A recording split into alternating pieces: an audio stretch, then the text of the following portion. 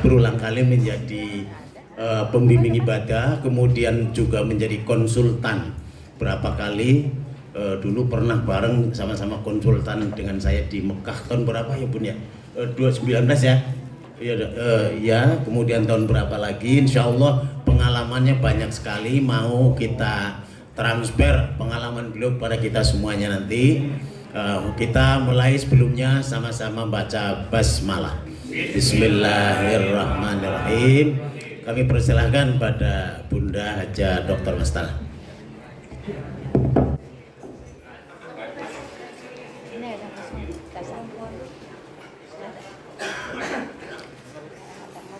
Izin Bapak Ibu sekalian, izin Pak Yai. Assalamualaikum warahmatullahi wabarakatuh. Oh, udah lemes kayaknya. Masih 5 hari lagi loh. Assalamualaikum warahmatullahi wabarakatuh. Bismillahirrahmanirrahim. Alhamdulillah. Wassalatu wassalamu ala rasulillah. La haula wa la quwwata illa billah. Amma ba'du. Subhanaka la ilma lana illa ma 'allamtana. Innaka antal alimul hakim. Wa rabbi shrah li sadri wa yassir li amri wahlul 'uqdatam min lisani yafqahu qawli. Pak Yai Kartono yang saya hormati, rekan-rekan evaluator yang telah hadir di ruangan ini, Bapak Ibu peserta yang insya Allah kita semua senantiasa diberikan oleh Allah kesehatan sehingga dapat menyelesaikan kegiatan kita sampai akhir. Teristimewa kita mohon kepada Allah, semoga apa yang kita sharing di kegiatan ini memberikan manfaat dan keberkahan untuk kita bersama. Izin Bapak Ibu sekalian yang saya hormati, di Tahadus bin Nikmah di setiap kegiatan sertifikasi kita, saya selalu dipasangkan dengan Pak Yai Kartono karena kebetulan dari panitia yang ada usia yang paling tua adalah saya.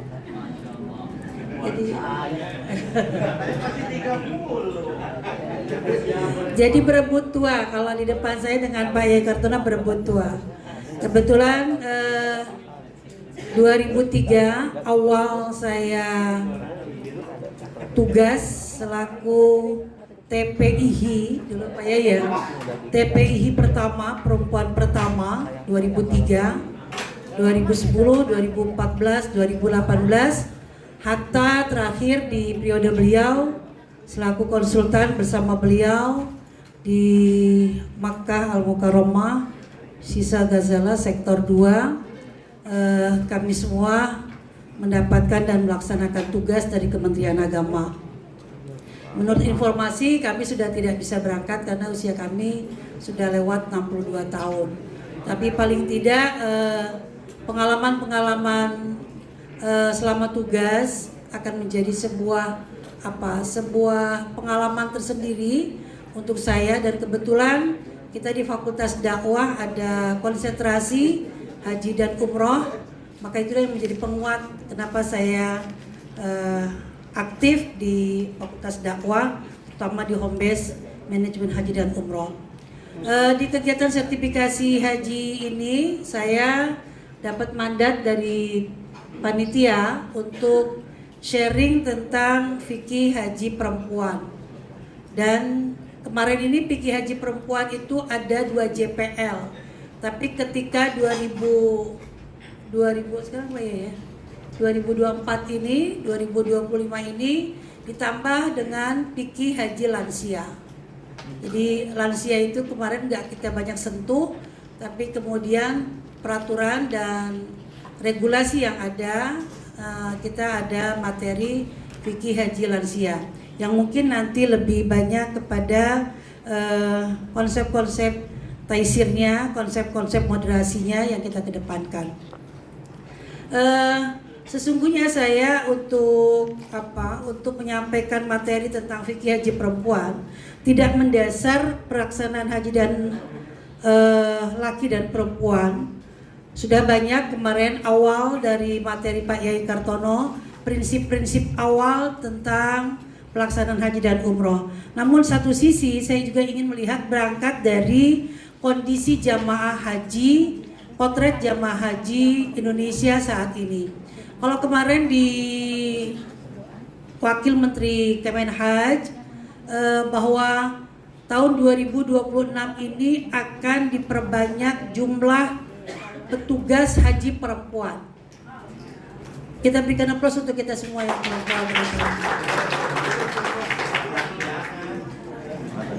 Karena memang survei membuktikan jamaah kita banyak perempuan. Tapi ketika saya sharing dengan Pak Yai, nggak semata kemudian pemerintah yang harus memberangkatkan jamaah haji perempuan tok dalam tanda kutip yang diprioritaskan. Karena walaupun bagaimana petugas pembimbing haji perempuan itu butuh jamaah haji, petugas haji laki-laki. Karena memang pada kenyataannya seperti itu. Bahkan kemudian ada program jamaah haji perempuan itu ada program bukan saja BIMTEK tapi ada program barak ya. Di barak itu yang kemudian jamaah kemarin peserta banyak, kalau di barak seperti apa? Surat izinnya dari suami gitu. Jadi ini yang kemudian juga nanti mungkin disentuh tentang izin perempuan terhadap pelaksanaan tugas selaku pembimbing ibadah haji. Saya ingin berangkat dari kondisi jamaah. Oke, kita lewatkan bahwa segi pendidikan kita dominan adalah jamaah yang tamatan SD. Kemudian dari segi profesi lebih dominan ibu rumah tangga. Kita tahu siapa ibu rumah tangga dan kegiatannya, pengetahuan dan lain sebagainya. Kemudian dari segi pengalaman haji, memang dari pengalaman haji jamaah yang baru sekali berangkat itu hampir di posisi 98 sampai 99%. Jadi 1% yang mungkin itulah yang mungkin disebut para rois ataupun ketua-ketua kelompok ataupun ketua bimbingan ibadah haji.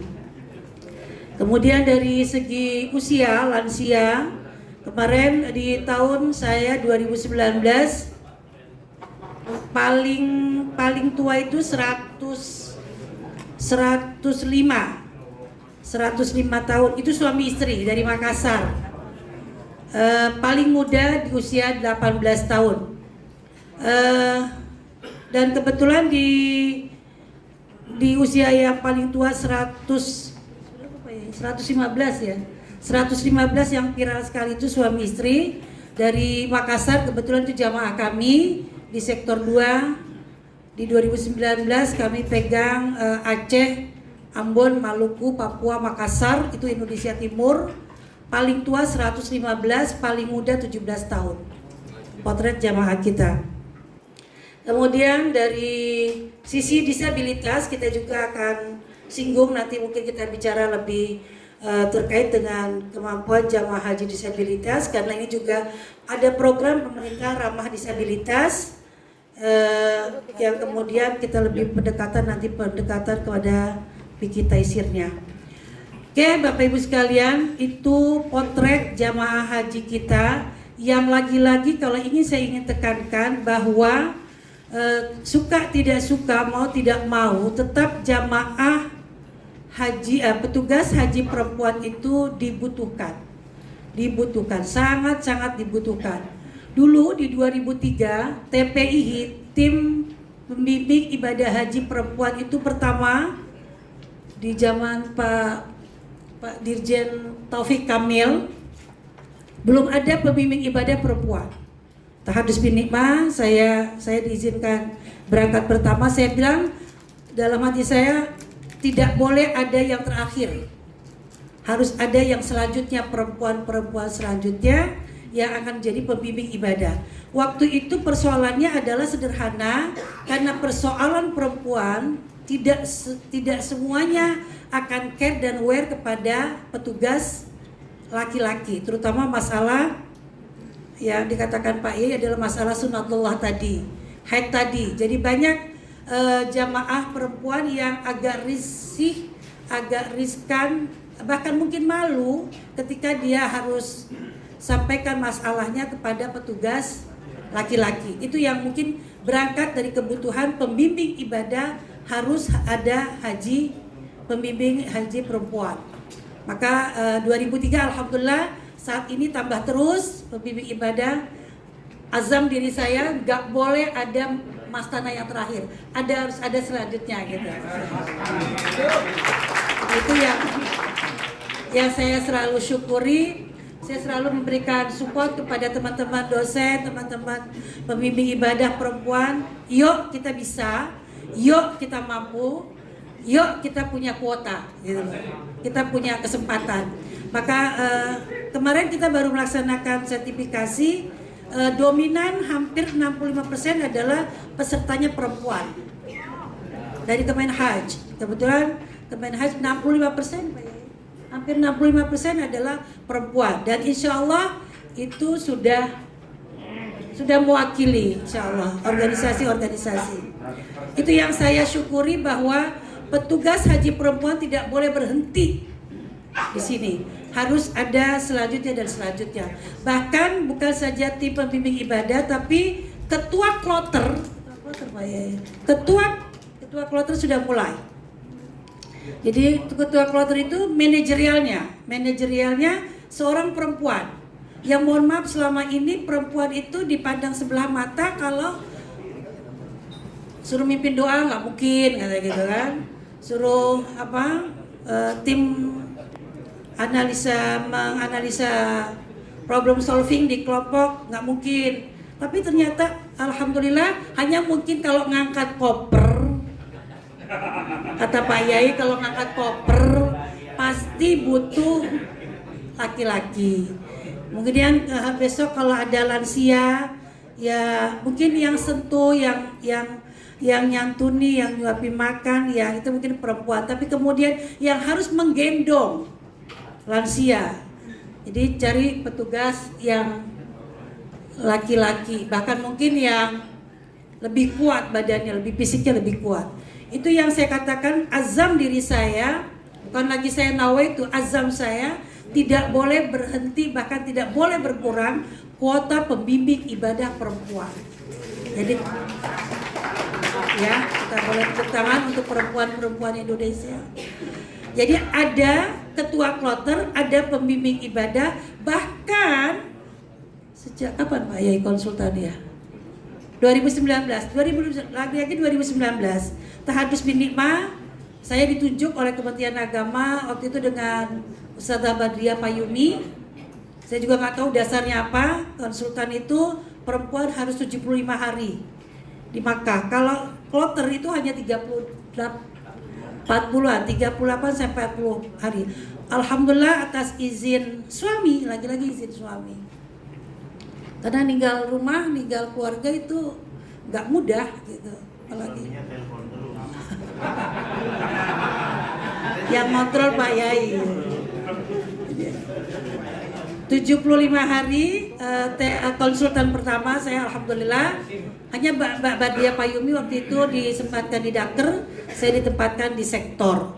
Artinya saya ingin tahadus bin Nikmah di sore hari ini bahwa berkesempatan pembimbing-pembimbing ibadah, konsultan-konsultan ibadah tumbuh ataupun timbul dari perempuan-perempuan yang hadir sore hari ini.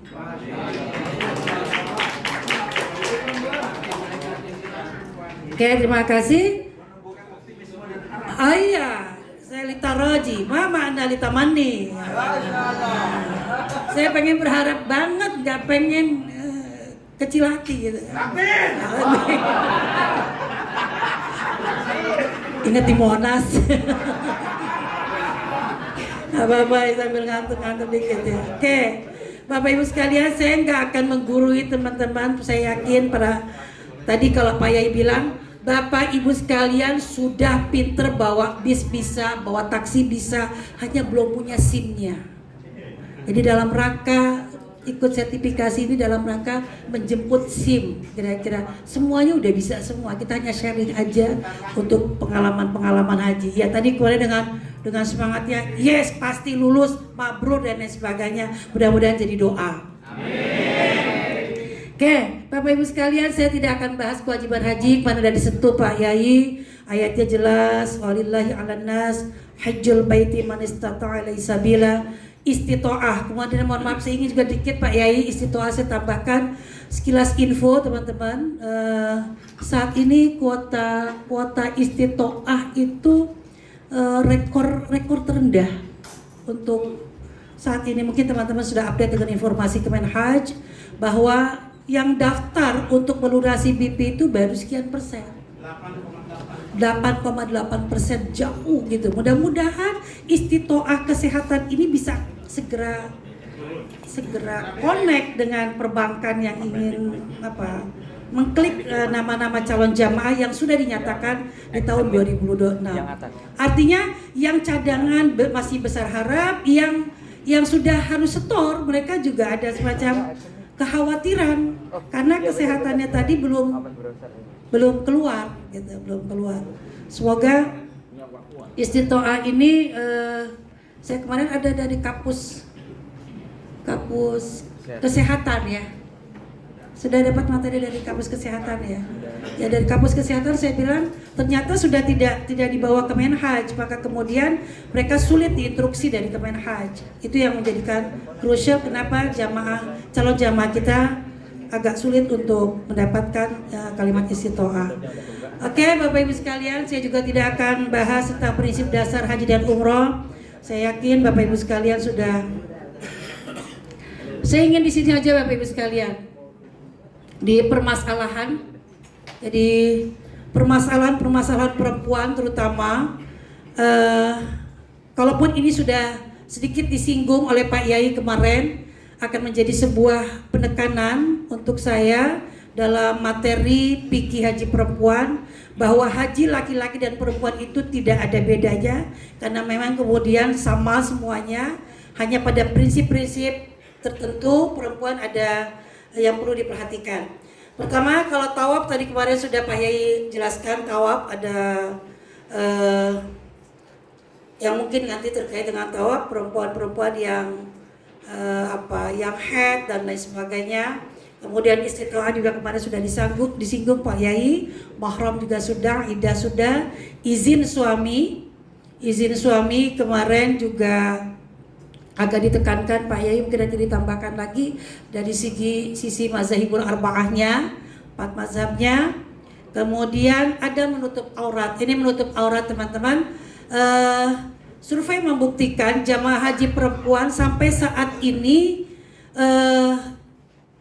potret jamaah haji perempuan Indonesia dinyatakan paling bagus dan paling sopan.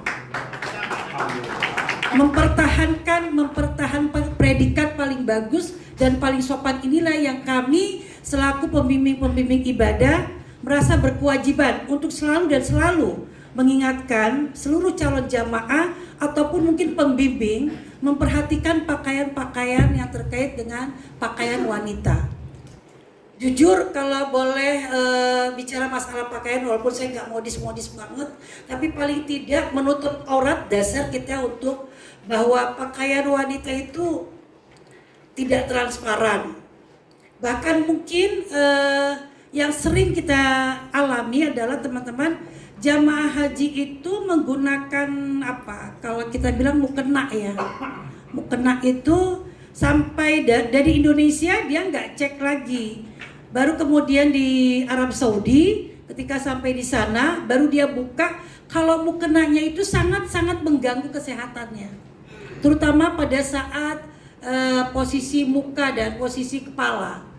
Di posisi jabha yang kemudian bikin dia jadi pusing, bikin dia jadi kekencangan karetnya itu banyak sekali terjadi. Maka saya himbau kepada jamaah haji wanita, pembimbing haji wanita, ketika ingin membawa alat sholat untuk menutupi aurat ketika ihram, itu dicek di awal di Indonesia yang pas, yang nyaman, karena akan mempengaruhi kondisi kesehatan terutama. Banyak sekali yang pusing nggak jelas, tapi ternyata ketika dokter cek itu karena faktor mukena yang nggak pas. sederhana sekali gitu. Jadi ya mungkin nanti kita kalau mungkin inilah yang dinamakan kalau haji itu membuka peluang ekonomi bagi mereka yang punya ya, transformasi untuk menutup aurat adalah bagaimana mukena yang asik, yang nyaman, tetap menutup aurat dan lain sebagainya. Jadi kalau kami di kelas itu ada strategi pemasaran haji dan umroh. Ya UMKM itu saya beri kesempatan waktu itu saya punya link di Sumatera itu punya rajutan apa mukena yang bagus dan itu biasanya di musim haji sangat luar biasa dibutuhkan oleh travel, oleh KBIHU. Buatlah karena memang mohon maaf Kemenhub waktu itu, bukan Kemenhaj, memberikan peluang kepada UMKM supaya produk-produk Indonesia itu yang kemudian bisa digunakan oleh calon jamaah haji Indonesia. Dalam tanda kutip membantu kemabruran, membantu kenyamanan dan seterusnya. Itu terkait dengan menutup aurat. Kemudian yang tidak kalah pentingnya pakaian kalau Pak Yai bilang tuh semacam celana yang tipis itu ada legging ya teman-teman. Legging itu enggak kemudian semata bisa dipakai yang untuk baju yang rawang, yang transparan tadi gitu. Jadi legging itu memang pakaian untuk yang tebal-tebal gitu. Jadi enggak atau mungkin pakai yang alat olahraga itu training gitu. Itu kan udah pernah disinggung oleh waktu masih Pak Menteri Lukman itu terkait dengan pakaian wanita. Pak Menteri sampai ngatur pakaian wanita gitu loh. Saya bilang ironis banget gitu loh. Pakaian wanita itu sampai dibawa ke Mekah dengan bawa alat kostum olahraga gitu. Dan itu kalau udah di masjid, jamaah haji perempuan kalau ke masjid pakai kaos olahraga kayak gitu kan bikin asik laki-laki lihat gitu ya. Ya kemudian jadi fitnah gitu.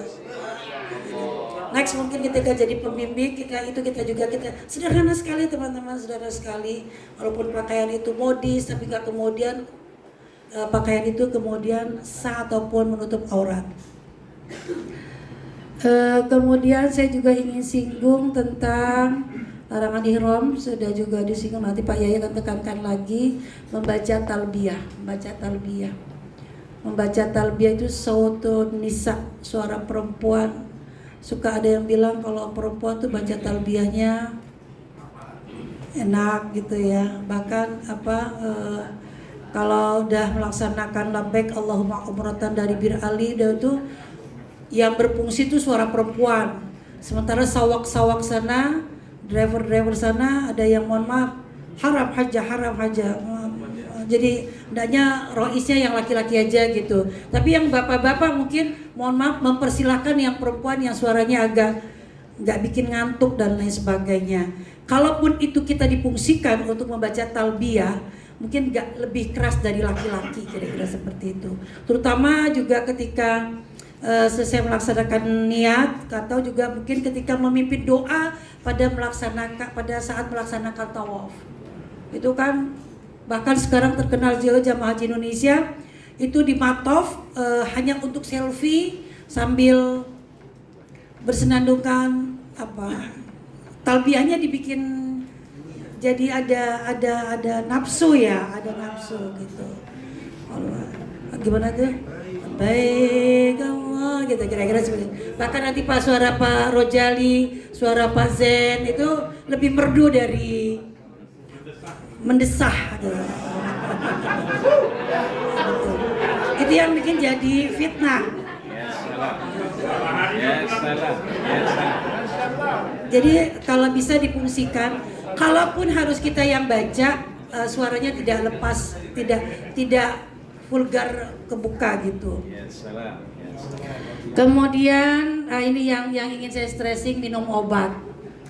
Teman-teman, minum obat ini walaupun dalam satu hadis Nabi yang diriwayatkan oleh Ibnu Ammar, Rasulullah SAW tentang wanita yang minum obat untuk menunda haid atau sedang haid supaya berhenti dan sebagainya.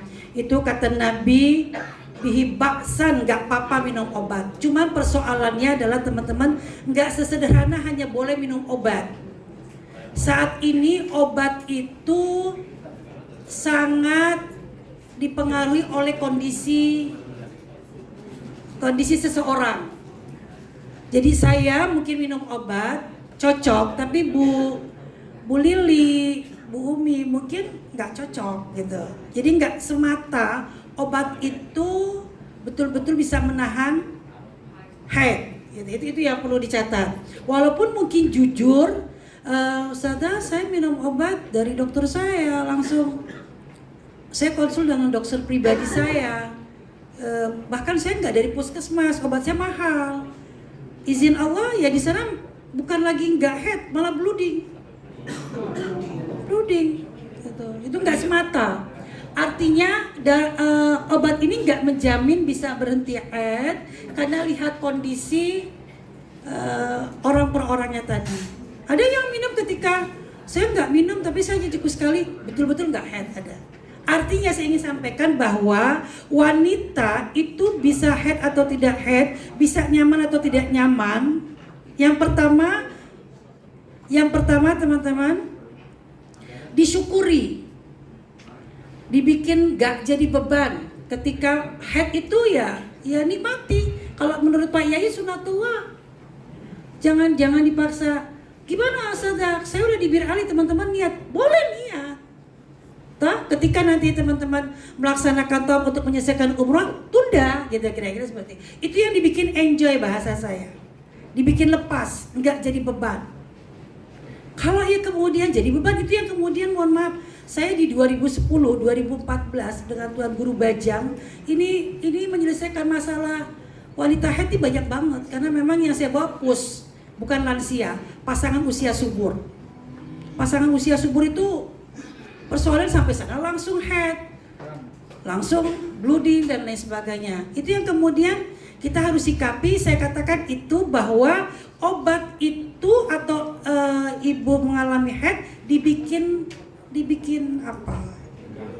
Dibikin enak aja, dibikin lepas aja gitu, nggak menjadi beban. Orang yang sedang haid pun boleh pergi haji dan boleh melaksanakan semua kegiatan kecuali tawaf, kira-kira seperti itu. Tawaf pun nanti kita lihat dari tinjauan dari berbagai mazhab, kira-kira seperti itu. Kita enggak mempersulit ataupun menghalangi kemudian dia jadi tidak bisa berangkat haji.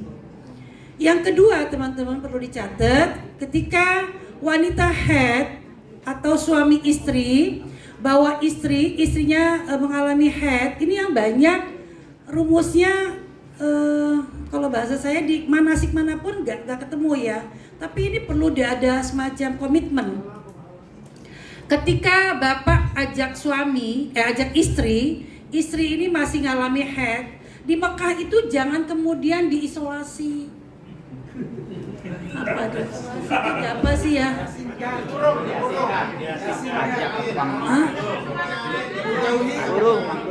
Jangan, tetap dirangkul gitu loh. Wanita tuh hanya pengen dimengerti. Ini ya kata kuncinya. Ya mohon maaf. Jangan mau minta ke tukang emas. Ke tukang emas. Pak Rojali pengalaman ditanya ke tukang emas gitu. Jadi saya waktu itu saya tinggal di Mispalah. Ini pengalaman juga, berbagi pengalaman. Saya bawa Darut Tauhid Agim. Tapi Agim di plusnya, saya bawa regulernya. Itu suami istri subhanallah gak bisa ke masjid, gak bisa kegiatan di rumah, gak asik dengan suami istrinya gitu loh. Padahal suami istri ketika di Mekah tuh subhanallah saat-saat yang paling indah dengan suami istri. Benar, tapi enggak. Iya. Loh, kalau kata guru saya kan Pak Yai Qasim Nurseha gitu, ke Mekah tuh ngapain? Hanya rakus makan, rakus ibadah. Dia selalu kalau ngisi manasik di Mekah itu hanya rakus makan, rakus ibadah. Mau ngapain lagi? Enggak ada arisan, enggak ada PKK, enggak ada majelis talim, enggak ada kondangan. Iya toh? Kita hanya makan dan ibadah. Jadi ketika saya sampaikan komitmen ini, Ustazah, ya jadi makan itu menjadi, Ustazah kalau harus makan, saya nggak doyan makanan Mekah, makanan Arab saya nggak doyan Ustazah, saya doyannya jengkol. Kan gitu. Jengkol itu jadi apa, mohon maaf, ada dalil usul fiqh gitu. Ketika dia nggak bisa makan, harus makan dengan jengkol, bahwa jengkol kan jadi wajib. Ya? Mala yatimul wajib. Ayo Hasan. Jadi bahwa jengkol itu jadi wajib gitu loh. Artinya faktor makanan itu menjadi satu apa? Supaya dia bisa ibadah. Saya tuh ke Mekah bukan mau shopping, bukan mau jalan-jalan, mau ibadah. Saya nggak bisa ibadah kalau nggak makan jengkol. Kan gitu. Ini saya ilustrasikan jengkol aja. Tapi sekarang jengkol, pete kan udah ada semua. Yang penting ada dolarnya aja kan gitu. Jadi dibikin enak suami istri itu. Jangan istri itu, mohon maaf Pak, ini memang saya dapatkan ketika saya visit dengan dokter. Waktu itu kepala puskesmas Fatmawati, Dokter Riyadi, dok, ini jamaah belum punya keaktifan ke masjid, enggak, di rumah juga enggak bisa sapa dengan teman-teman, di maktab juga enggak bisa. Kenapa ya dok? Ternyata mohon maaf ibu sekalian, bapak sekalian, ternyata sama suaminya itu lagi gak didiemin gitu loh, lagi gak ditanya. Kenapa gak ditanya? Bahasanya begitu tadi, percuma diajak gitu ngomongnya. Iya. Belum ikut sertifikasi Pak. Damut. Ayo. Iya. Yang sering digodain. Ya, maksud saya begini Pak, wanita yang head itu perasaannya beda memang. Lagi head tuh dia, ya mudah-mudahan laki-laki yang di sini semua yang paham akan perempuan. Dan perempuan di sini yang paham akan laki-laki. Kebutuhan supaya seimbang toh. Karena juga banyak begini Pak, jamaah perempuan ini, laki-laki itu nggak bisa ibadah. Laki-laki nggak bisa ibadah karena istrinya nggak paham. Paham maksud saya? Laki-laki itu punya kebutuhan. Sementara dia punya tempat memang terbatas. Perempuan yang ego ibadah, dia nggak mau. Waktu itu suaminya sakit, tensi normal, tapi demamnya nggak jelas gitu loh. Bingung kan? Saya dengan dokter nggak jelas.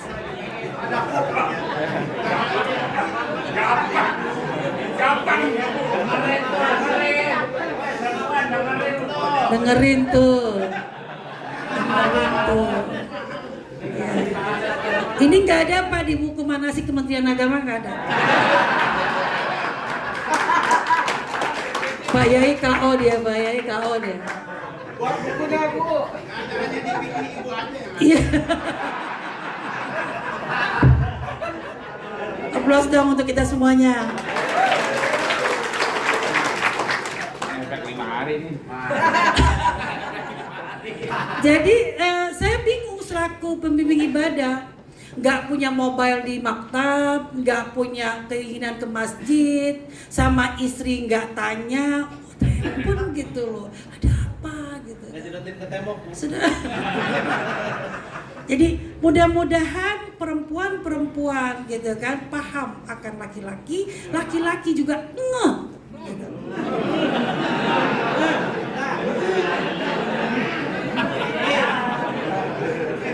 Saya harus tekankan ini. Saya lagi-lagi nggak ada di buku manasik, nggak ada di mall, nggak ada di apotek yang kayak gini. Ya, di sini doang ada ya. Artinya ya Bapak Ibu sekalian, saya ingin sampaikan bahwa ketika ada wanita haid itu dirangkul, diajak. Tetap walaupun dia nggak boleh ke masjid, nggak boleh ikut sholat di sana, bapak yang ngalah.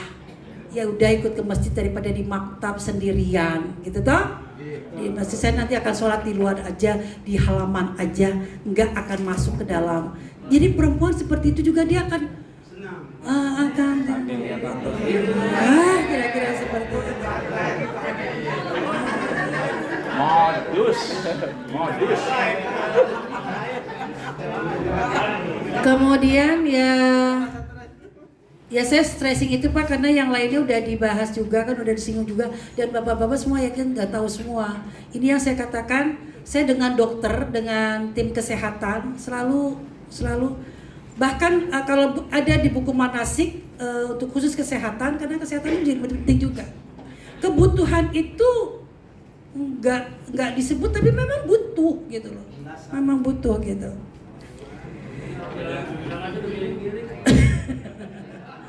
Kemudian untung saya udah ya, ini saya yakin udah usianya udah cukup semua kan. Yang terakhir yang ada juga permasalahan perempuan yang perlu saya tekankan, tidak melaksanakan ramal pada saat di mas'a. Ya, terutama itu kan suka latah suami istri juga, itu kan lihat suaminya jinjit ikut jinjit juga gitu pada saat mengucapkan Rabbil firli wa rabbil fir warham wa'fu wa takarram wa tajawaz amma ta'lam innaka ta'lamu ma la na'lam innaka antallah azul akram. Ayo syukran. Oke. Itu tidak latah kemudian baca atau berikut bukti ramal. Kemudian mencukur rambut perempuan. Jangan kemudian ketika tahallul dengan mencukur rambutnya, ditandai dengan mencukur rambutnya, dikeluarkan rambut panjangnya. Kalau Pak Yai bilang, menurut pikir Pak Yai itu hanya sekedar batasan minimal sekitar senti itu, yang 2 ruas jari, yang kemudian juga nggak ngablak di Bukit Marwah, nggak kemudian ngablak juga di Aqobah gitu kan. Mentang-mentang saya sudah selesai Aqobah, bukan. Itu pada kenyataan di tahun 2019 itu, mohon maaf, masih terjadi fenomena seperti itu. Ya mungkin mohon maaf manasiknya yang mungkin masih kurang dan lain sebagainya. Itulah yang perlu kita benahi terkait dengan beberapa kaifiah kondisi jamaah haji perempuan pada saat melaksanakan cukur rambutnya. Yang terakhir permasalahan yang ingin saya sertakan adalah tidak disunahkannya mencium hajar aswad. Ini juga suka latah, hajar aswad itu tidak ada bagian daripada prosesi haji, suka ngotot diri, suka bahkan berani berbayar dan lain sebagainya. Yang ini kemudian menjadi masyaqqah diri, jadi ribut diri. Banyak perempuan-perempuan yang kemudian tergulung mukena pada saat dia ambisi untuk mencium hajar aswad.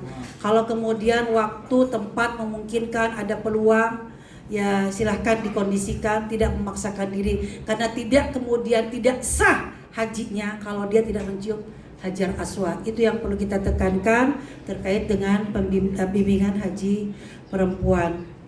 Kemudian kalau nanti terkait dengan haji lansia, boleh haji lansianya sedikit disinggung Pak Habib.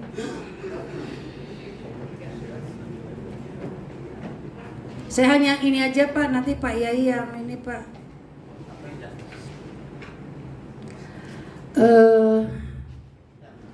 Saya ingin kenal lansia. Sebelum saya, nanti kita diskusi kita ngobrol dengan Pak Yai. Saya coba singgung haji lansia. Siapa sih lansia itu ya Pak ya? Lansia itu kalau boleh saya terjemahkan, saya boleh ambil definisi dari WHO ada, kemudian dari kategori Kementerian Sosial ada, dari psikologi ada, kemudian dalam Al-Quran ada kita kenal arzalil umur, kemudian syuyukh, syekh, lebih pada syekh, yang kemudian ada surat Al-Isra, ahaduma kibaru ahaduhuma au kilahuma fala taqul itulah yang disebut lansia. Yang intinya adalah lansia itu siapa? Mereka yang tulangnya sudah rapuh, mereka yang kemudian kekuatannya sudah berkurang. Wa man nu'ammir nunaqis, udah ada yang kurang gitu. Yang perlu dicatat, lansia itu adalah sensi, dia nggak boleh, bahkan mungkin perlu dicatat dia lupa. Lansia tuh lupa, udah makan bilang belum makan dan lain sebagainya. Dia tawafnya baru 4 ataupun baru 3, dia bilang sudah selesai semuanya. Itulah lansia yang kemudian, siapa lansia dalam hal untuk ramah pelaksanaan hajinya adalah lansia yang kemudian perlu menjaga kondisi kesehatannya, tetap diakui keberadaannya. Saya ketika lansia diakui keberadaannya, ingat tetap yang namanya orang tua itu gak kemudian dikesampingkan, udah gak ada manfaatnya, udah gak ada gunanya, tapi kemudian justru lansia orang tua itu tafdil, wa huwa bisabkin haizun tafdil mustajibun sana iya jamil. Tetap walaupun dia mungkin udah nggak kuat jalan, tapi kalau ada orang tua akan lebih barokah, akan lebih dan lain sebagainya. Itulah yang kemudian kita mesti ramah lansia. Kemudian dari bagaimana nanti menyikapinya dia menyelesaikan hajinya. Kalau kondisi dia sudah daya ingatnya menurun, muncul penyakit-penyakit macam-macam yang komplikasi dan lain sebagainya, maka istitoah sekarang itu menjadi nomor 1 dalam pelunasan BP haji ini. Kemudian juga tidak sesuai dengan iklim yang berbeda. Hal-hal itulah yang kemudian kita harus pahami, siapa lansia yang kemudian kita harus bantu untuk menyelesaikan, untuk melaksanakan hajinya. Dasar daripada memudahkan segala ibadah tadi bukan kemudian dimudahkan semua pekerjaan hajinya, tapi kita prinsip-prinsip la yukallifullahu nafsan illa wus'aha. Kemudian sungguhnya wa ma ja'ala 'alaikum fid-din min haraj. Kira-kira itulah yang kemudian menjadi dasar kenapa lansia juga itu perlu menjadi bentuk pelayanan kepada kita. Bahkan Kemenhaj, Kementerian Agama di tahun 2024-2025 ada konsep-konsep ramah lansia. Ramah lansia. Ini beberapa konsep bagaimana nanti dia boleh menggunakan kursi roda, dibantu ada pendampingan, perlu ada yang mendampinginya, kemudian membaca talbiyah ataupun doa tidak terlalu panjang dan lain sebagainya. Sambil jalan kita akan menyelesaikan pelaksanaan haji untuk para perempuan dan para lansia. Kurang bijak kalau saya bicara terus rasanya. Kita akan buka tanya jawab. Saya selaku pengantar dari materi fikih perempuan dan fikih lansia. Mungkin kita akan lebih banyak sharing Bapak Ibu sekalian. Nanti masih ada Pak Yai, Pak Yai kita selalu berdua supaya nanti ketika saya nggak hafal dalil dan lain sebagainya, Pak Yai bisa menyempurnakan itu. Selesai itu Bapak Ibu sekalian, ya, pengantar untuk fikih perempuan. Terima kasih Pak Yai. Jam 5:10 kita akan menyelesaikan nanti, terserah Pak Yai deh. Terima kasih. Assalamualaikum warahmatullahi wabarakatuh. Terima kasih Bu Dr. Raja Mestana telah menyampaikan materi tentang fikih wanita dan fikih jamaah lansia, termasuk disabilitas mungkin gitu ya. Dibuka untuk pendalaman ini, tanya jawab, dipersilahkan. Mungkin 3 dulu kali ya. Perempuan dulu karena ini iya. Oh, perempuan dulu, nanti baru. Ini ada berapa perempuan? Ya, ya silakan yang depan dulu. Sebutkan nama, kelompok.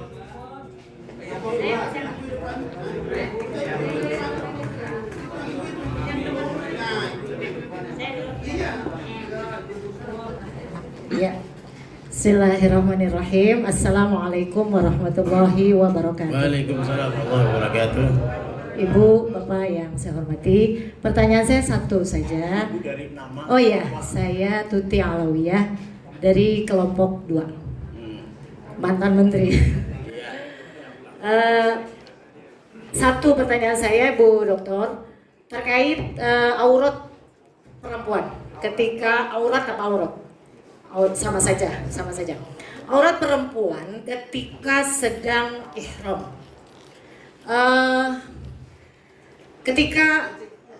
Ini sering kasus. Ketika berangkat dari Bir Ali menuju Mekah, kan udah niat ihram. Kemudian sampai di Mekah kan nggak langsung melaksanakan umrah ya, tawaf ya.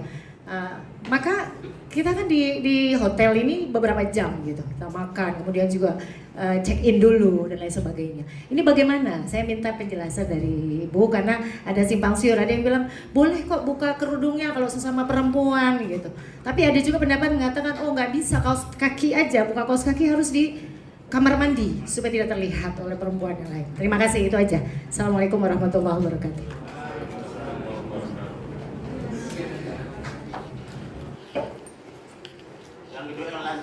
Assalamualaikum warahmatullahi wabarakatuh. Perkenalkan, nama saya Fuzna, saya dari kelompok 2 juga. Yang ingin saya tanyakan, yang pertama, saya sangat terinspirasi atas apa yang sudah diceritakan oleh Ibu Dr. Mastana yang memperjuangkan bagaimana perempuan itu bisa berdedikasi dan bermanfaat di antara haji dan umroh. Luar biasa. Terima kasih. Itu menjadi pertanyaan bagi saya, bagaimana caranya kami sebagai seorang perempuan merasa percaya diri menjadi seorang pembimbing ibadah haji atau umroh di antara kebanyakan mayoritas laki-laki. Karena ketika ada jamaah laki-laki yang melihat pembimbingnya itu perempuan, pasti ada saja merasa, ih kok pembimbingnya perempuan sih gitu. Padahal kami merasa bahwa apa yang kami upayakan itu insya Allah kami bisa melakukan yang terbaik. Jadi bagaimana kita bisa menumbuhkan rasa percaya diri, mungkin ada tips-tips dari Ibu agar yang tadi Ibu bilang supaya akan ada generasi Ibu Mas Tanah yang lainnya di masa yang akan datang. Itu saja, terima kasih. Sama ada titipan pertanyaan. Kalau sedang ihram buka kerudung di depan suaminya, apa itu boleh atau tidak? Itu saja, terima kasih. Assalamualaikum warahmatullahi wabarakatuh. Jangan suami.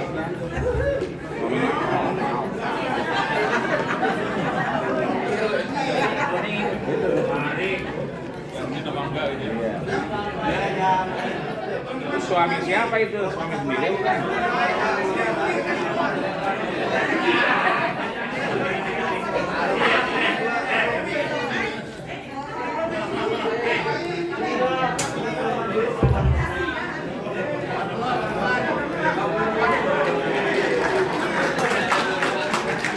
Assalamualaikum warahmatullahi wabarakatuh.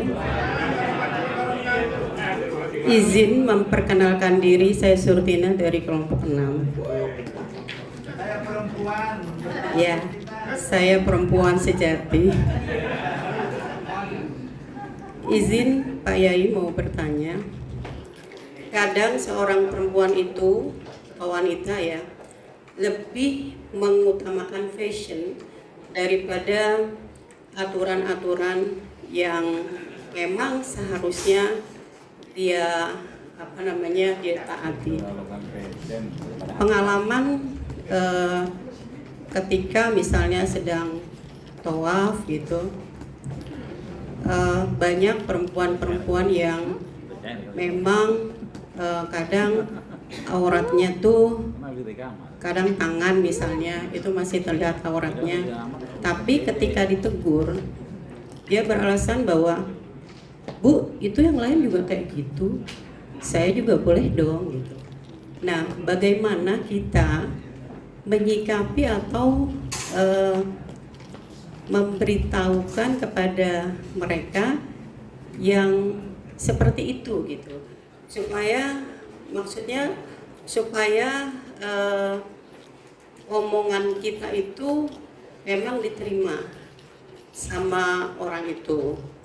Karena kalau dia sudah berpendapat seperti itu dan memang dia lebih mengedepankan fashion daripada aturan, ya susah Bu ya. Saya juga kadang memberitahukannya tuh susah. Ibu lihat sendiri orang yang lain tuh begitu gitu, kenapa saya nggak boleh gitu. Nah itu aja. Pak Yai, terima kasih. Wassalamualaikum warahmatullahi wabarakatuh. Jadi, biar dijawab dulu 3 ini, silakan.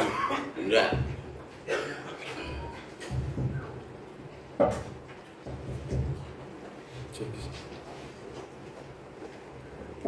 Ya baik, terima kasih.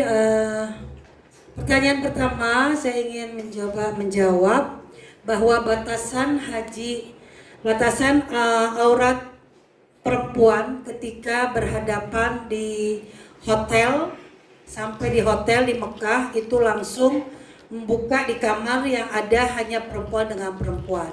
Nanti ada batasan yang perempuan itu kan kecuali muka dan telapak tangan. Jadi kita berikhtiar sudah menyampaikan kepada mereka bahwa untuk posisi ihram seluruh jamaah hendaknya punya bahasa fikih itu apa Pak Yai? Ikhtiyat ya. Ikhtiyat.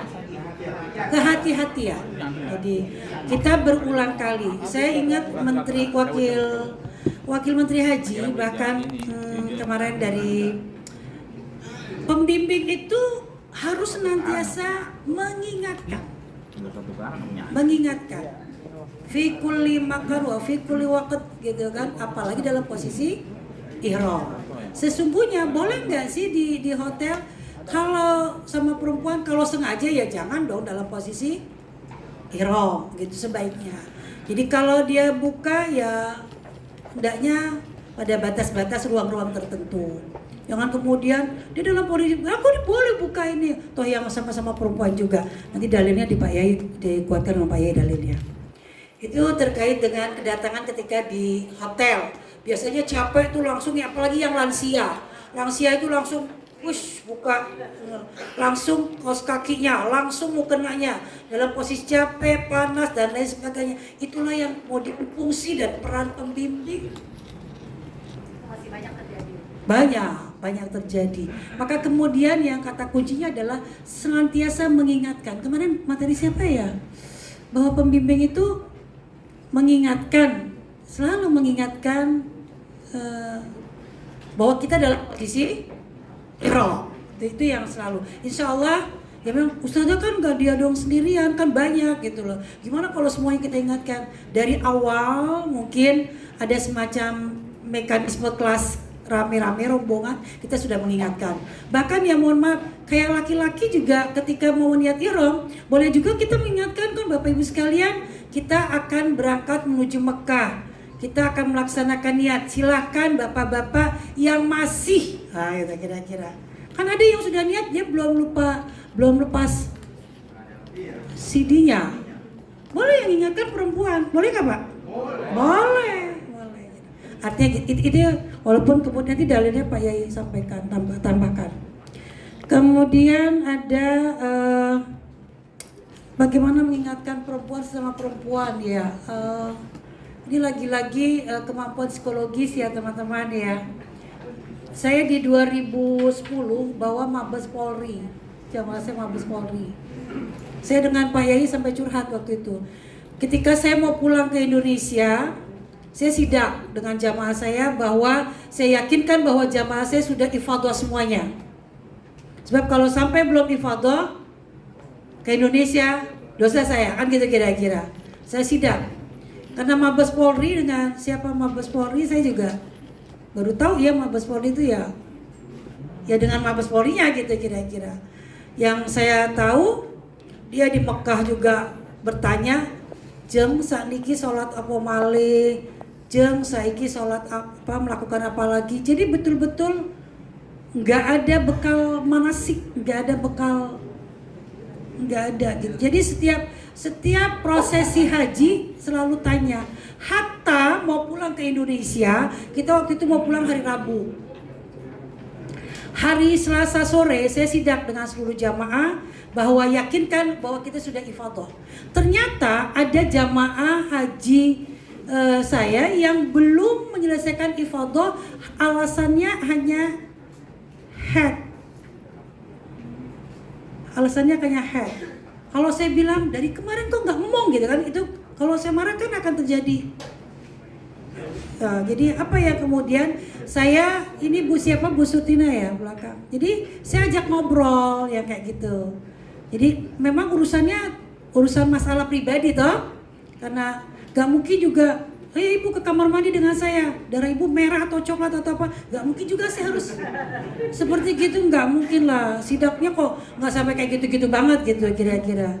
Secara psikologis mungkin dia mau bilang kalau dia tuh terlambat ifadhah sehingga dia nggak bisa ngomong, saya belum tahu apa yang kayak gitu loh. Gak mau tahu kayak gitu, padahal dia sudah ambil napar awal, kita reguler ya, napar awal udah harus mau kembali ke Indonesia, harus awal-awal kita harus kembali ke Indonesia, sampai belum tahu tuh dia nggak sampaikan curhat itu. Yang kayak gini penyelesaiannya adalah gimana dia kalau bahasa kemarin komunikasi massa ya dengan Pak Dekan itu. Jadi bagaimana memahami seseorang tuh yang lagi salah, jangan disalahkan.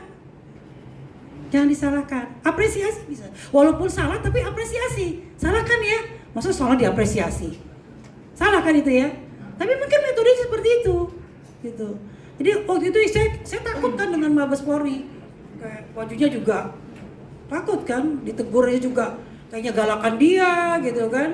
Tapi kalau sampai dia nggak tahu ibadah, dosa saya pulang ke Indonesia, nggak sampai membersihkan kok jamaah sampai kelewatan kayak gini. Ya kayak gini tadi Bu, ada komunikasi apa ya, bukan piece to piece ya, jadi ada ya harus dari hati ke hati lah kira-kira. Apalagi perorangan tadi. Secara psikologis kita memang selaku pembimbing harus punya ilmu komunikasi ya, ilmu komunikasi. Dan saya yakin di sertifikasi ini udah ada materi komunikasi. Mudah-mudahan manfaat komunikasinya. Yang terakhir, bagaimana menimbulkan percaya diri. Dulu waktu saya ngaji Ihya Ulumuddin ya dulu, percaya diri banget juga nggak boleh, gitu ya, nggak boleh. Percaya diri banget juga nggak boleh. Apalagi perempuan ya, kalau udah punya malu itu udah luar biasa. Perempuan kalau udah punya malu, tapi perempuan kalau udah nggak punya malu gitu kan, takutnya kebablasan ini percaya dirinya jadi gitu. Jadi bagaimana percaya diri? Oh saya bisa kok, doa bisa, saya mimpinya juga bisa gitu. Insya Allah nggak ketuker Bu siapa? Musna ya. Jadi kita insya Allah nggak ketuker gitu. Yakinkan kalau kita memang profesional, kita punya dasar, kita punya kemampuan. Waktu itu kalau boleh saya jujur dari pengalaman saya dinas, dulu dikecilkan saya, dulu jadi direncanakan saya mau menjadi kepala bidang penais waktu itu, kepala bidang penais DKI Jakarta. Ada penais dulu ada istilah penais, sekarang nggak ada penais ya, Bimas Islam sekarang. Alasannya saya hanya nggak bisa jadi dipromosikan karena perempuan nggak bisa baca doa, nggak bisa baca doa. Jadi yang kayak gitu kita buat, saya bisa baca doa, saya bukan kemudian kayak gitu. Jadi buktikan kalau memang kita punya potensi itu. Jadi juga nggak melulu kebablasan, punya potensi, punya paling bisa saya tuh nggak juga gitu. Jadi bagaimana trik-trik kita menjadi pembimbing yang handal, yang profesional. Saya juga katakan saya bukan profesional, saya masih jauh dari kelengkapan dan kesempurnaan. Saya menjadi pembimbing, tapi kadang saya suka beristighfar kepada Allah, ya Rabb, banyak jamaah yang sudah saya bimbing. Saya bimbing. Saya hanya berikhtiar. Istighfar saya nggak percaya dengan kemudian dia benar gitu loh. Hanya ya Allah ya Rabb, berikan kemampuan dengan penjelasan saya dia bisa paham.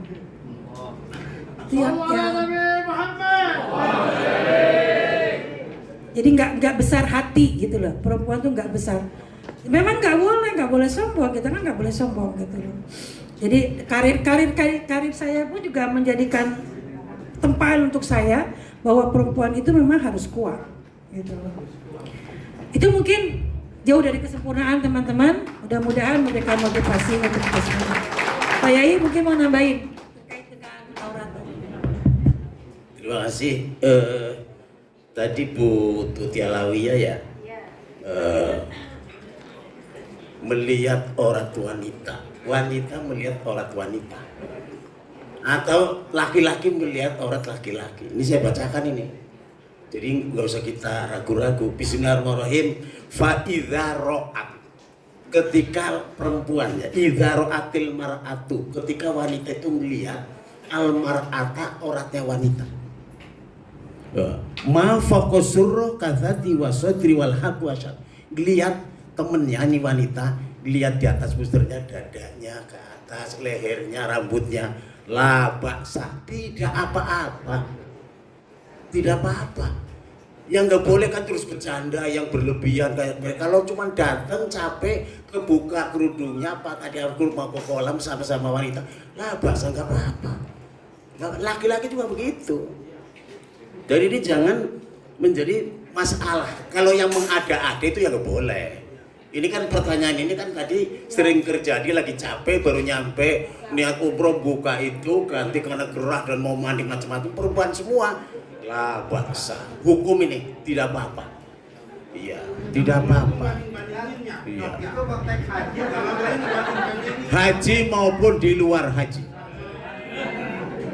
Itu lihat nanti baca di Mausu'atul Fatawa atau lihat di fikih lain tentang marah dengan wanita ya. Jadi nggak usah kita khawatir. Ini ribut aja dari dulu pertanyaan ini, nggak masalah itu.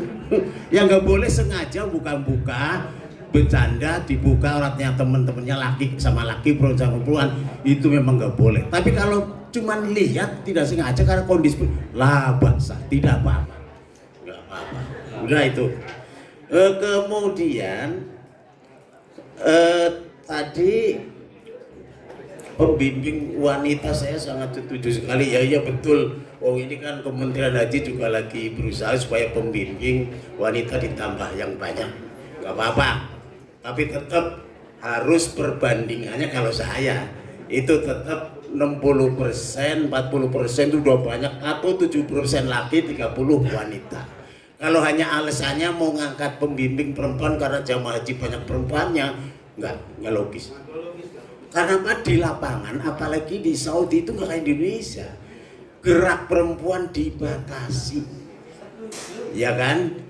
Tapi kita tetap jangan sampai nggak ada pembimbing perempuan. Yang beliau sampaikan tadi udah oke. Terus usulan beliau tadi, iya saya setuju harus ada.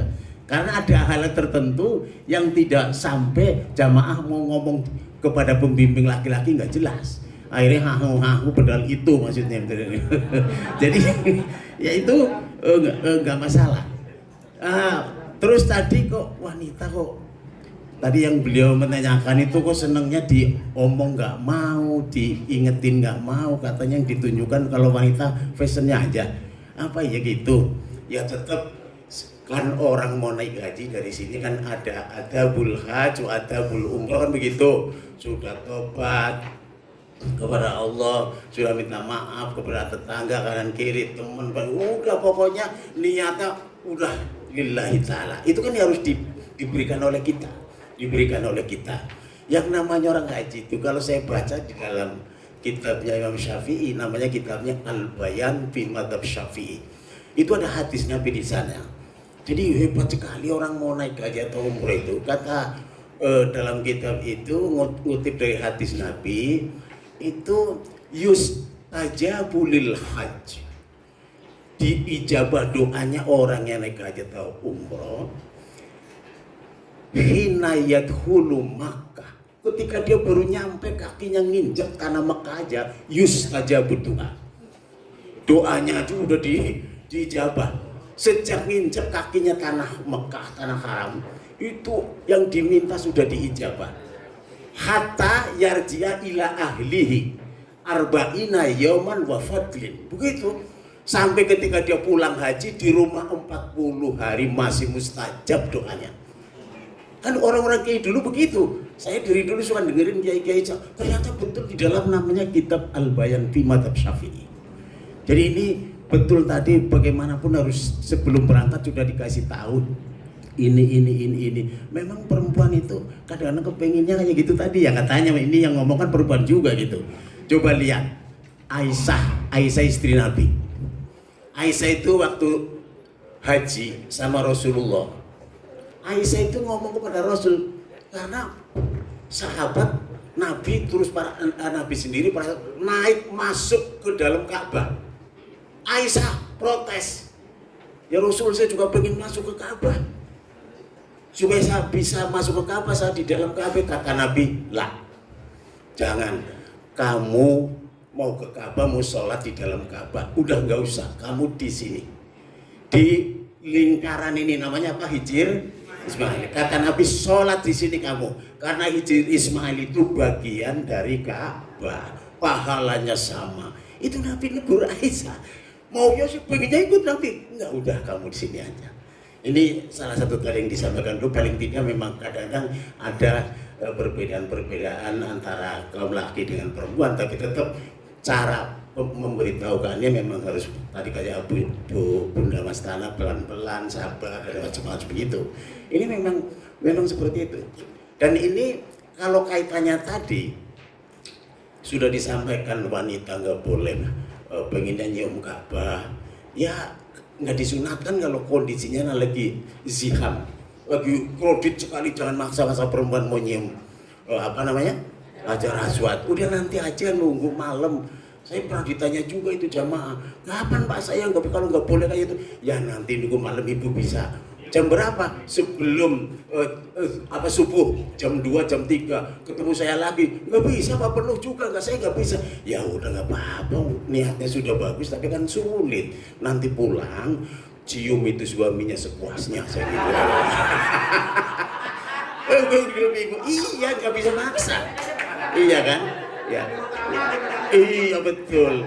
Terus ketika tawaf ini ya, tolong yang harus diingetin jamaah kita itu, diingatkan kalau tawaf jangan megang-megang Ka'bah.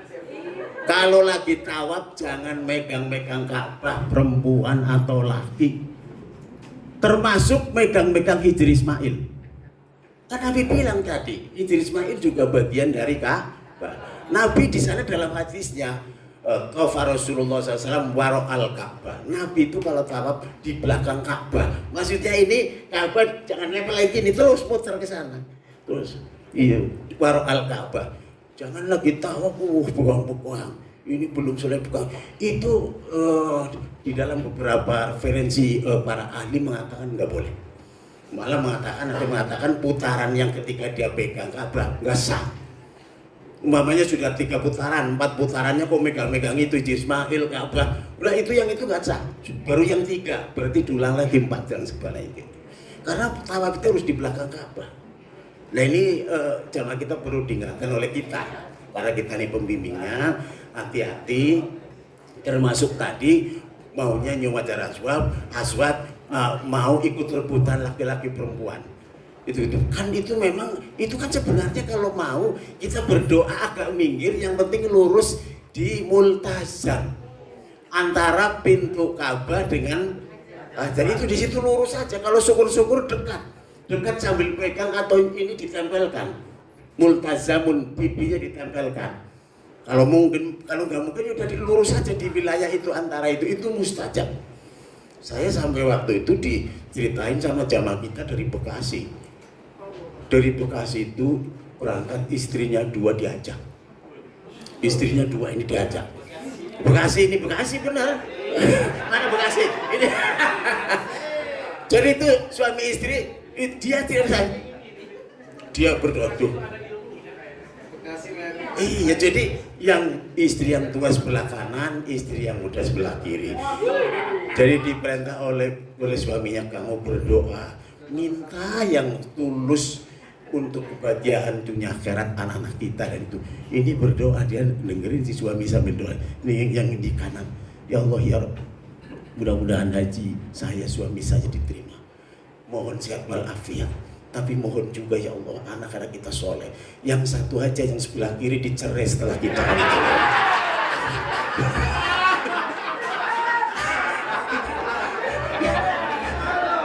Ternyata yang sebelah kiri doanya kan disuruh yang baik-baik juga tadi. Sama yang sebelah kiri juga, ya Allah mudah-mudahan selesai saya aja, yang tua dicerai aja gitu. Jadi sama, karena itu tempat mustajab, pulang kira-kira 2 bulan 3 bulan dicerai semua dua-duanya itu.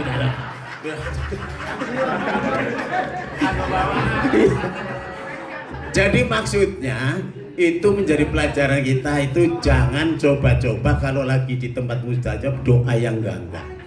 Doa yang baik tidak baik manjur di situ.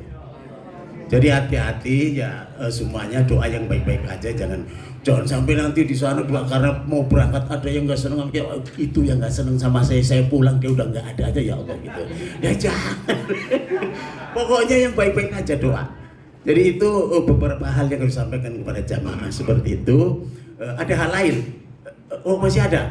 Nah, nanti yang bapak-bapak ada sebenarnya. Nah yang ibu-ibu sudah deh, bapak naik. Ya ini satu lagi. Iya.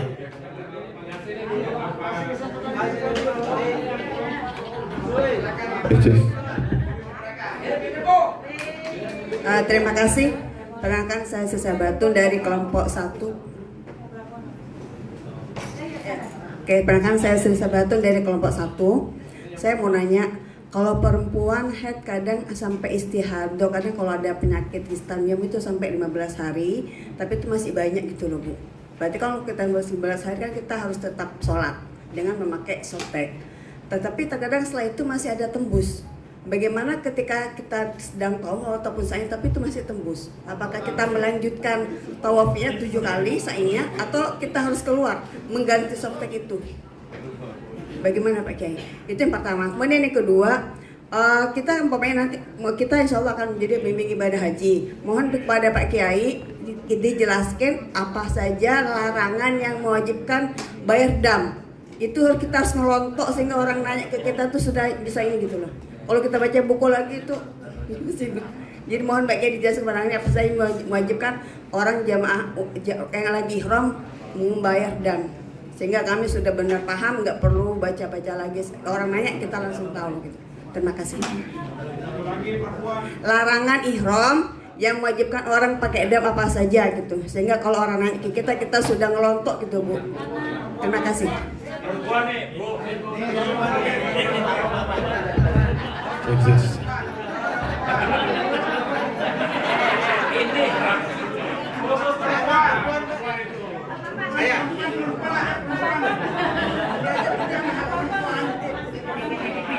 Assalamualaikum warahmatullahi wabarakatuh.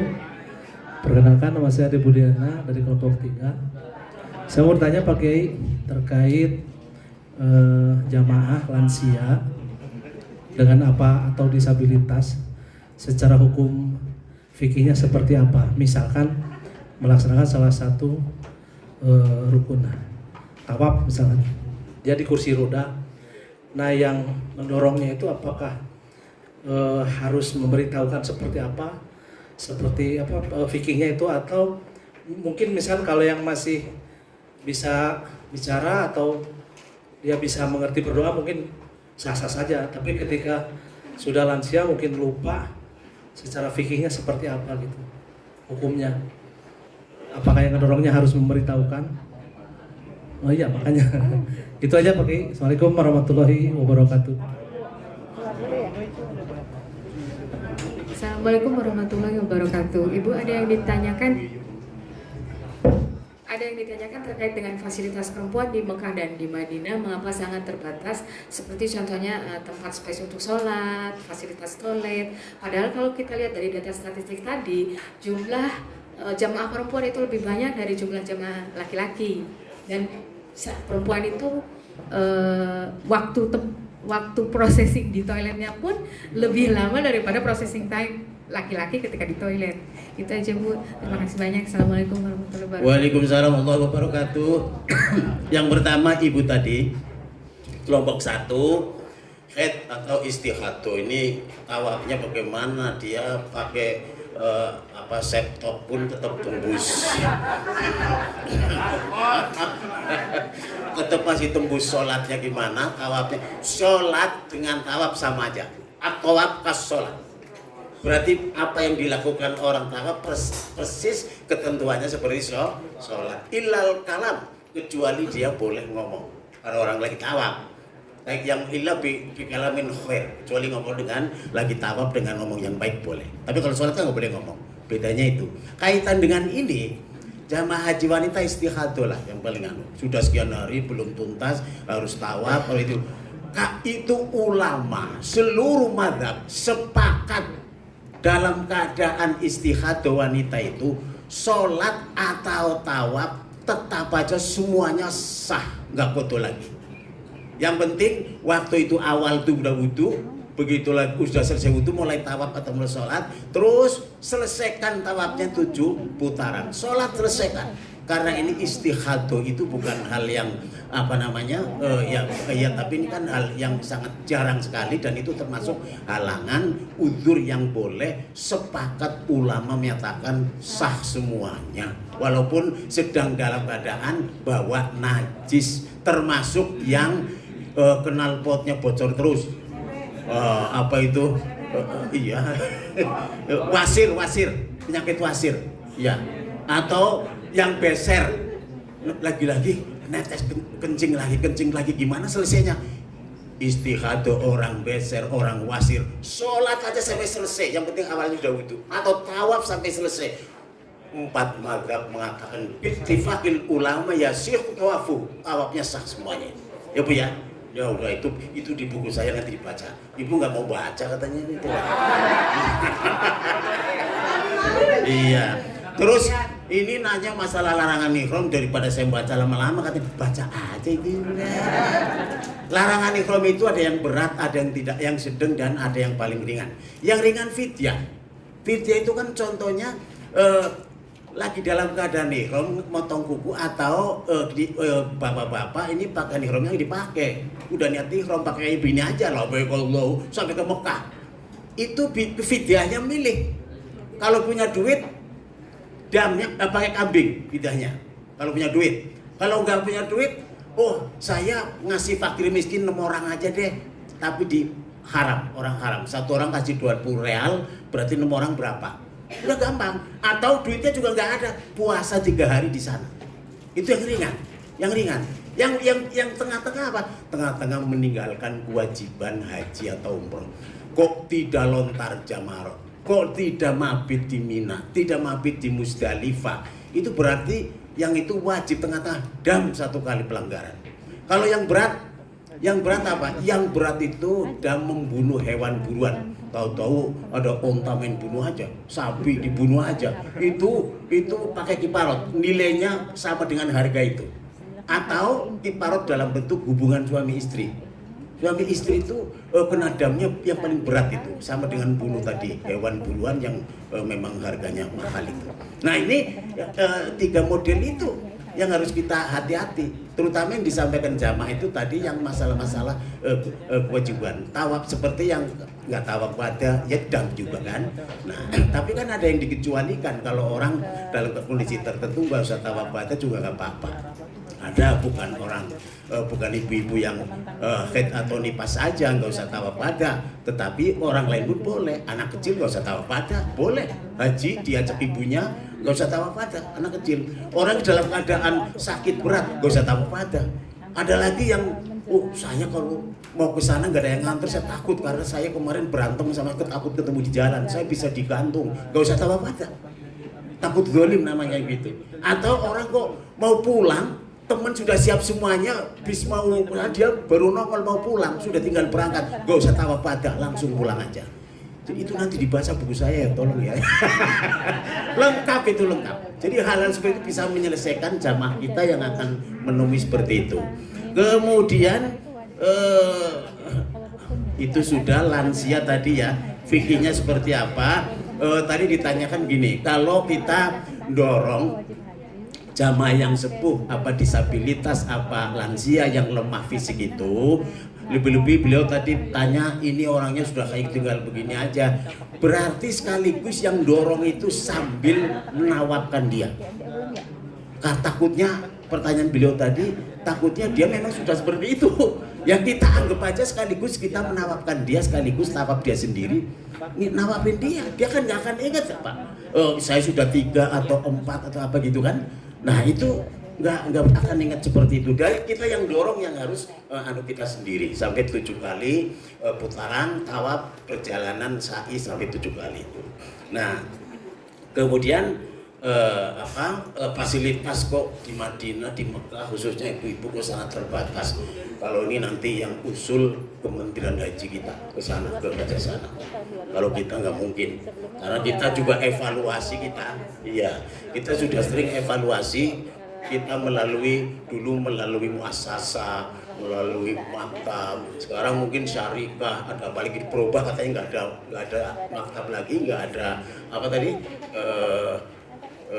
Muasasa udah nggak ada ya, gantikan itu. Berarti kita melalui itu. Tapi ini sulit. Coba yang berulang kali, yang paling kita dari dulu sudah hampir ratusan tahun di Mina. Di Mina tuh selalu kan begitu selesai haji orang kritikannya kan kok kita kayak ikan bedah gitu. Mau duduk aja apalagi berbaring duduk aja susah. Itu kayak gitu. Ini yang harus menyelesaikan memang raja sana gitu. Rajanya juga harus menengok ke situ musim haji mestinya ya. Jangan cuman beliau itu dapat laporannya dari muasasa, dari syarikah, beres. Ternyata kayak gitu. Kita aja mau duduk doang berbaring susah itu. Nah itu betul tadi tapi ini menjadi tugasnya para pengambil kebijakan. Jadi menteri kita ya memakan itu seperti itu. Sudah ya, masih ada lagi satu? Nggak ada lagi udah. Ya nanti soal lain. Ini penting banget nggak? Penting ya udah. Jangan lama-lama. Apa ini Pak? Silakan. Satu lagi aja.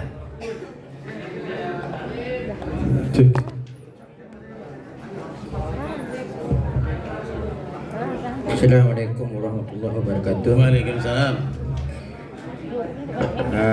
Ada dua pertanyaan Pak Kiai ya. Kebetulan kemarin saya membimbing jemaah umrah. Ini baru 2 mingguan dari sekarang. Di waktu tawaf ada salah satu jemaah yang nggak ngikutin tawaf. Terus ke tempat sa'i, lainnya udah pada sa'i. Ternyata sama Pak Kiainya yang punya travel, kamu ikut sa'i aja, tawafnya belakangan katanya. Memang ada keterangan yang membolehkan seperti itu. Kalau memang ada keterangan di kitab ada kata-kata tartib, berarti enggak tartib tuh. Tartib ternyata termasuk rukunnya umroh ya kan? Ya satu. Yang kedua, ini terjadi kepada saya sendiri, mudah-mudahan manfaat pada orang lain ya. Di waktu hajian kemarin itu saya sempat bertengkar dengan orang-orang di situ karena tahun kemarin ini banyak orang yang melaksanakan haji wukuf di Arafah tanpa ihram. Jadi berangkat dari tempatnya menuju ke Arafah tidak memakai pakaian ihram. Sedangkan memakai ihram itu termasuk rukun haji. Niat haji tidak memakai ihram dengan alasan katanya mau bayar dam. Itu apa ada keterangan yang membolehkan seperti itu? Juga ada yang itu dia mengeluarkan hadis, ternyata setelah diteliti hadisnya hadis maudhu ternyata. Itu sekedar pertanyaan itu Pak Kiai. Ya, iya, pertama tadi apa tadi? Tawaf tapi nggak mau, kemudian dia ke tempat sa'i juga nggak mau kalau nggak salah begitu. Tapi kiainya bilang,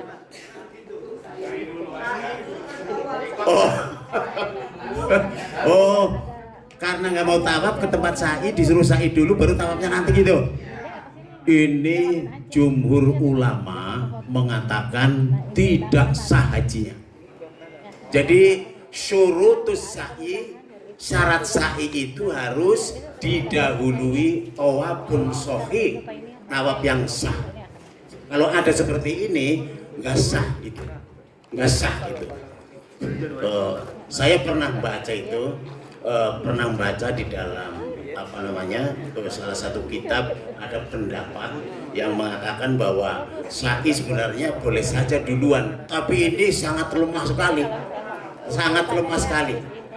Jadi kalau yang model kayak gitu, apalagi dia dalam keadaan orang yang sehat, ngapain orang kayak gitu. Jadi tetap kita pegangannya bahwa syarat sa'i harus didahului dengan tawaf yang sah. Udah itu. Ya kalau ada terjadi seperti itu, untuk ulang lagi, tawaf dulu baru nanti sa'i lagi. Kecuali orang ini ketika mau sa'i, dia memang dalam kondisi dia itu orang sakit. Ya itu nanti tetap kita berpegangan seperti itu. Yang kedua, dari Mekah mau ke Arafah nggak pakai ihram, kain ihram. Iya maksudnya. Tapi niatnya niat katanya. Itu tetap hajinya sah. Yang salah dia cuman tidak pakai pakaian ihram. Kan saya barusan jelasin. Kalau nggak pakai pakaian ihram, kemudian dia sudah niat ihram terus berjalan ke sana, itu dikenakan damnya takhyir, namanya dam takhyir. Dam takhyir itu milih, boleh pakai motong kambing, boleh tadi ngasih fakir miskin 6 orang, atau puasa 3 hari. Itu namanya dam takhyir. Itu landasannya ada, dikutip dari kitab, nanti baca lagi buku saya, ada di situ tentang dam takhyir, ya. Tolong itu. Jadi pertanyaan beliau itu betul untuk memberikan kita itu supaya lebih